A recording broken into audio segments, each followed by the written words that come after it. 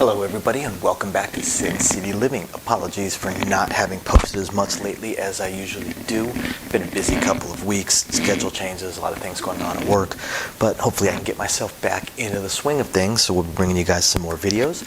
As always, a shout out of appreciation to our patrons. All those tips of support are very appreciated. Once we get the live stream going, we're probably going to do a patron only live stream, but otherwise right now I hope you guys are enjoying the videos that we're able to put out with the entire How to Deal Dice class. So should have a couple more of those coming out in the next couple of days. And for everybody else, please keep an eye. We're still struggling getting the live stream going. I think I've got the equipment. I'm just having some issues, compatibility issues, but I'm going to get them figured out. We're going to get the live streams going, starting out with the craps tournament. Right now I only have about 7 or 8 players, but I'm hoping that a few more of you guys will email us with some interest in it. We are going to have to back the time up from Thursdays at 6 to probably 4:30. My schedule did change. I no longer have Thursdays off. But yeah, that being said, if you're curious about the Patreon live streams and stuff like that, just check the description of the video down below. And otherwise, we're going to go ahead and jump right into today's video. So for today's strategy, we are going to kind of add on / reshoot one of our most popular videos, and that is how do dealers play when we are out playing. Now, dealers are people just like anybody else, so there's a variety of strategies that come into play. I've seen some dealers with some super complex strategies. I've seen some dealers that play the most basic strategies. So what I'm going to go over is how most dealers play. Not every dealer, just most dealers. And to already answer some of the emails that I know I'm going to get on this, I can guarantee you dealers have far more training in the math that goes behind this game and the underlying structure of this game than 99.99999% of the players out there. So just because your personal strategy is different does not mean that your math on it is absolutely brilliant either. So the thing to keep in mind is that the dealers are the ones that see this every single day for hours and hours and hours and hours and hours on end. Somebody once used a sports analogy on this, one of our viewers, and they were slightly off on the sports analogy. The closest way I could put a sports analogy to this is the dealers are not the refs and the players are not the players that are on the field. Again, 99.99999% of the players that are playing craps are the guy sitting on the couch yelling at the TV screen. Whereas the dealers are closer to probably positional coaches than anything else. They don't just see one game, they see all the practices over and over and over again. You got to keep in mind, on average, a dealer probably sees 60 different players an hour. 300 different players a day, on average. It can be much, much higher. I'm kind of going with a half full table. When you've got a full table going, you're going to see a whole lot more than that. Plus their turnaround. So this may not even be an average. This might be undershooting. It could be as much as 500 to 1,000 different strategies that we deal to in a week. But the bare minimum, 300 a week, bare minimum. That is 15,000 a year.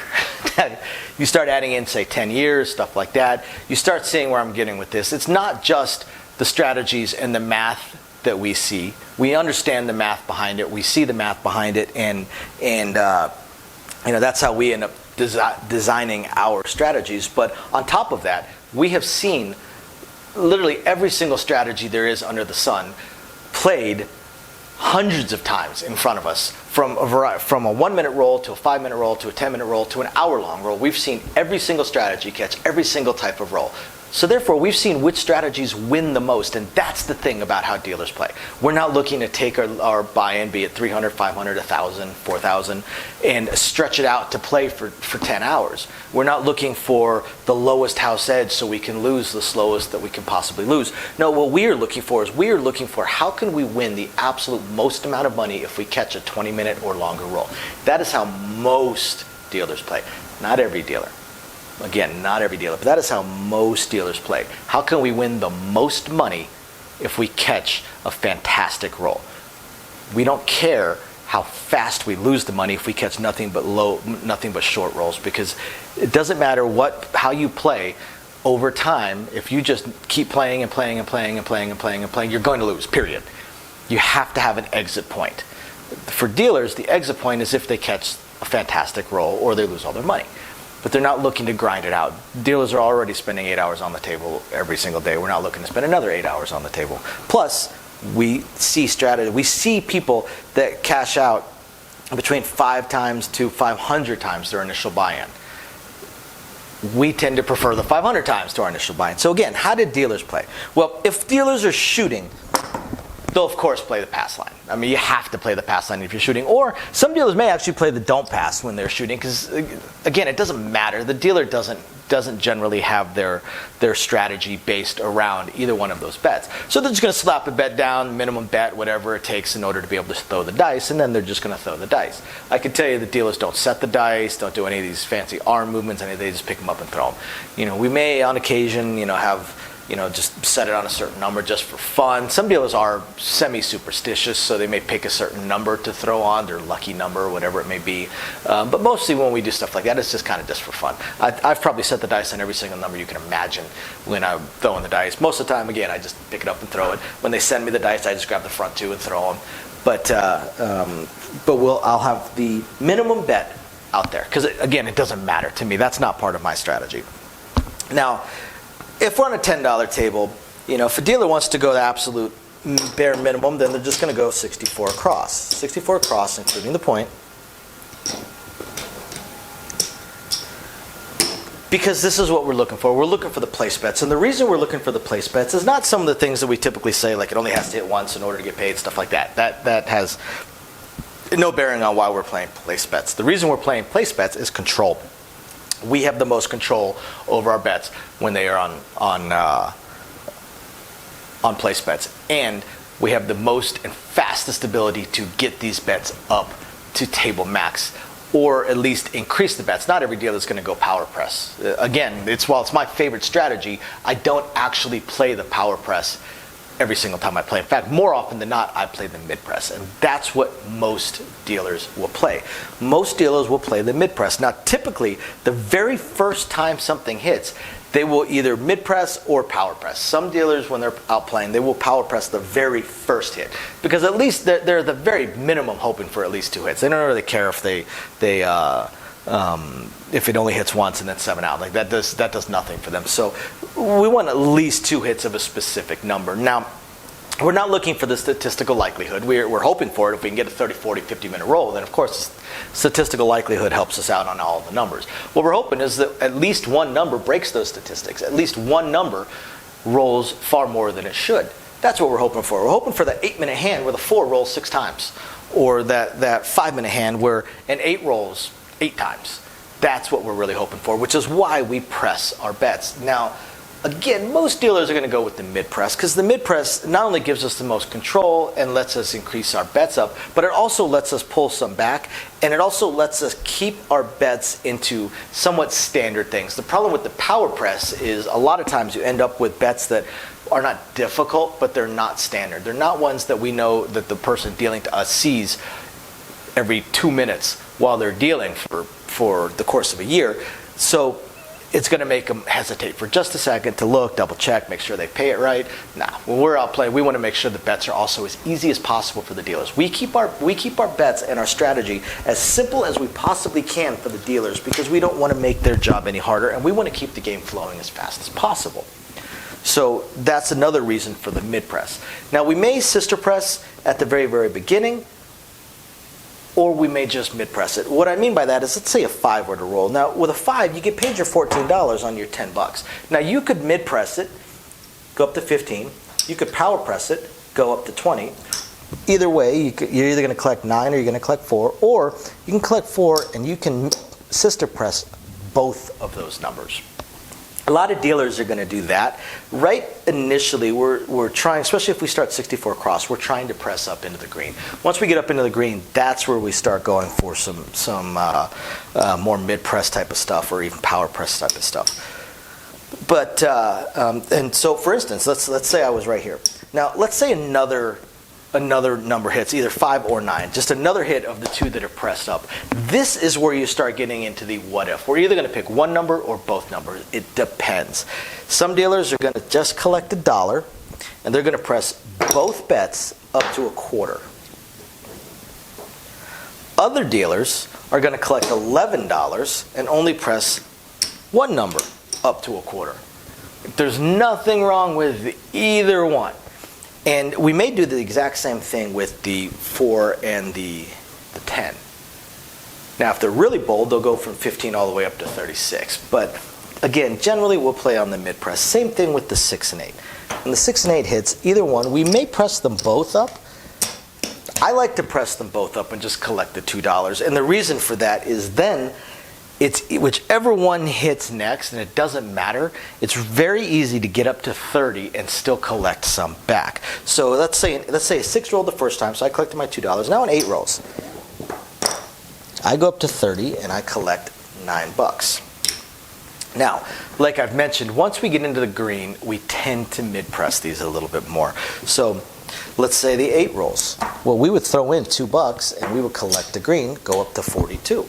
The next hit, now this one is kind of interesting. From 42, my personal favorite is to only collect $1 and go all the way up to 90. But a lot of us are going to take it up to 60 and collect the $27. Again, that's just kind of my personal favorite. It's not super common. But I like to get up to 90 as fast as possible. And the reason I like to get up to 90 as quick as possible is because that's the point where I start getting paid in the black. I would start getting paid $100, in theory, if I wasn't pressing it. But of course, I'm going to be pressing a little bit. But either way, it doesn't matter which one you go to. You're going to get your bet to a nice level. If you go to 60, you're collecting a green. That's awesome. That's generally the goal for the mid press, to get up to a point as fast as you can where at the bare minimum you're collecting a green chip every single time. Now from 60 gets interesting because there's a couple different ways to go. I'll show you the slowest way, because from 60, again, I would go to 90. But some people are, again, going to throw in $2, and they're going to take their bet up to 70. From 70, they collect the $60. They only collected 58, but that's still a pretty good collection. Now you're at 72. What does 72 pay? It pays $84. So from here, pay 85 for one, and you go up to 90.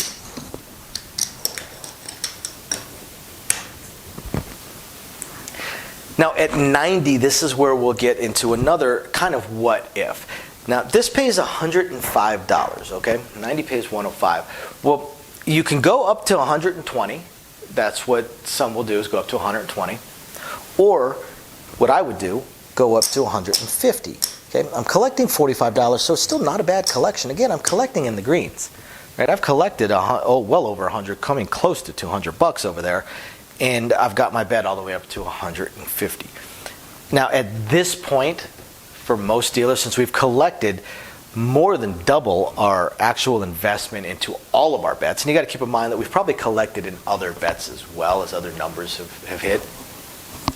So from here, I am much more likely to just collect a green and go all the way up to 300. And then from 300, I'm going to collect 2 greens and go up to 600. From 600, I'm going to collect 100. And I'm going to go up to 12. From 1200, I'm going to go to 24, so on and so forth. Once I hit the $150 mark, I start just full pressing. But again, you can kind of go in between. You're at 600. Let's say you're at your 600 mark. Right? Let's say you're at your 600. So you've collected some blacks and a whole bunch of more greens and stuff like that. So the 600 hits, and you say, take me to 900. It's kind of like the 60 to 90 thing. You go from 600 to 900. What that means is that you're collecting $400. Or if you threw in 100, because you almost have to throw in 100, you'll collect the $500 chip. Otherwise, they'll have to break it down into blacks in order to build this bet up. So that's definitely a viable direction to go as well, from 600 to 900. And then from 900 to 1200 or even 1500. Again, you have options. There's plenty of things you can do. With the 5 and 9, next time it hits, I'm likely to throw in $1 and say, take me to 36. At the very least, I'm going to go to 35. But I'm likely to say, take me to 36. Okay. Now, if I went from 15 to 21 or 25, I'd already collected 11. So then I collect a green. Now, then the next time it hits 5 or 9, I'm going to collect that 36, and I'm going to go straight up to 50. Okay. So at this point now, I've collected, collected a little bit of money. So the next time it hits, I'm probably going to throw in 5 so that I can collect only green, 3 greens, and say take it to 3 greens, take it to 75. When it's at 75, now 75 is just like the $90 6 and 8. It's going to pay $105.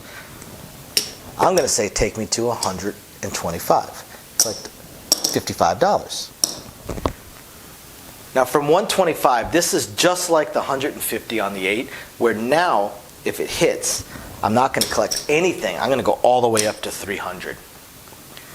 But then the next hit is where I'm going to get a little bit different. 300 pays 420. I'm going to grab 520 for 100 because I'm going up to 500. So I collect those couple of blacks, and now I have a $500 bet. Now, from here, you run into the same thing you ran into with the $600 6 or 8. Where am I going to go with this? Now, you can, of course, go all the way up to 1,000. It's probably where I would go and collect the 200. But the other option is you can throw them $50 and say, take me up to 750. It's just like going from 50 to 75. Only now you're going from 500 to 750, because then you get to collect that $500 chip. That $500 chip right there is 9 more bets, 9 more shooters that you can see. That's assuming that you, once this roll finally ends, that you don't color up and take off. So from 750, well, 750 would pay $1,050. This is definitely one where I'm either going to go to 1,000 or I'm going to go to 1,250. A couple different ways to go. I may go to 1,250. So I still collect another $500 chip plus a few more greens, right? Because that 1,250 pays $1,750, which is a fantastic bet. And then from there, from 1,250, I'm going to go probably to 2,000, and then figure out my presses from there based on however the table, whatever the table limits are. So let's look at the 4. So with the 4, we'll say it's not a buy yet. Now from here, I, as a mid-presser, I may actually go all the way up to a quarter. I'm only going to collect a couple bucks. I may go all the way up to a quarter the very first time. And the thing about the 4 and 10 is I can just throw in my VIG and just press. And I'm still collecting. And I'm collecting pretty decent as this continues to go up. Next time it hits. Once I'm at 200. Now from 200 is where it starts getting a little bit iffy for me. 200, I'm going to throw in the VIG. And I'm going to collect 100 and go to 500. Just because 500 is just like 50, it starts giving me some very, very easy bets. Very, very easy bets. Then I can throw in a green, collect my $500 chip, go to 1,000. Then I can throw in 2 greens. And now from here, again, I have choices. I can collect 1,000 and go up to 2,000, or I can collect 1,500 and just go up to 1,500. There's options. Again, you have options. You can start to repeat your bets, your mid-press progressions from earlier on, or you can really go for it. Most of us, most dealers, once we have collected a few blacks and stuff like that, we're going to go for it. The dealers are, I've collected, I'm pretty happy, I'm well ahead. Now I'm going for it because I want to see how ahead I can get. At a certain point, the dealer's going to start bum rushing towards table max. That's pretty much a guarantee. Any dealer that's playing place bets with any kind of mid-press progression is going to look for a point where they can just say to hell with it and just try and bum rush. Just going for table max as fast as they possibly can. So I hope you guys find this interesting, enlightening, illuminating, or again, just plain fun. We will catch you guys next time. Bye now. Okay guys, so as I promised at the end of the videos, I'm going to talk a little bit more about the live stream and how it's going to work. So the first thing is, if you're interested in being one of the players for our craps tournaments, which is we're going to have every single week, please email us at sincityliving.lv@gmail.com. I need the email addresses and want to know who is interested so that we can get it set up and we can select it. I'm going to have the first round is going to be 16 players. There'll be 4 players per week. The 5th week is going to be the 4 champions from the previous weeks to get an ultimate champion. Haven't decided yet what the prize will be. Maybe I'll see if I can pick up another one of these lights. But we'll have some sort of prize for our champion. So please, if you're interested, email us. I want to pick the first 8 players, the first 2 weeks worth of players, so that we'll have the first 4 ready for the first week, and the other 4 will be kind of backup, just in case somebody has connection issues or something comes up and they're not able to play that week. Then I've got the other players on standby, so I can just bump one of them up and maybe shift the first person down or something along those lines. The main tournament is going to be Thursdays at 6 o'clock my time, Las Vegas time, 6 p.m. Las Vegas time. And it's the way it's going to work is it's going to be a time thing. I'm going to do the live stream for an hour. I'm going to do the game for an hour, rather. And it might work out to about 30 rolls, might work out to about 40 rolls. I'm not too sure. We'll see how it goes. But it's going to be time. It's going to be an hour. Instead of the craps tournaments that they do down on the strip where it's 30 rolls, we're going to do an hour. So I want to make sure I have a finite time limit for this to start with. And then we will go from there. I'm going to find a way, either a Discord or a Zoom or a private chat room, some way for the players to be logged into something where I can communicate with them on my second computer so that they can tell me what their bets are, what they want to bet, what they want to press when something hits, without me having to scroll through the full chat of the live stream itself. I'm not going to be able to keep an eye on that. And if we have enough people watching and chatting, it could be difficult to keep an eye. So I have to figure that part out. Another reason I need the emails, so I can communicate back and forth with the potential players. So if you're interested, again, please email me. Eventually, just pretty much everybody's going to have an opportunity to be in on these things because we're going to do multiple ones. I'm also looking at probably doing a second craps tournament, maybe late Wednesday nights, possibly, I'm not sure, where I'm going to do it a little bit different. The second one is going to be, instead of 1 hour and then whoever's got the most chips is the winner, because those craps tournaments tend to have really weird strategies. They're not normal strategies that you'd see in normal play, because you're competing against other players and you just want to make sure you have more chips than them by the end.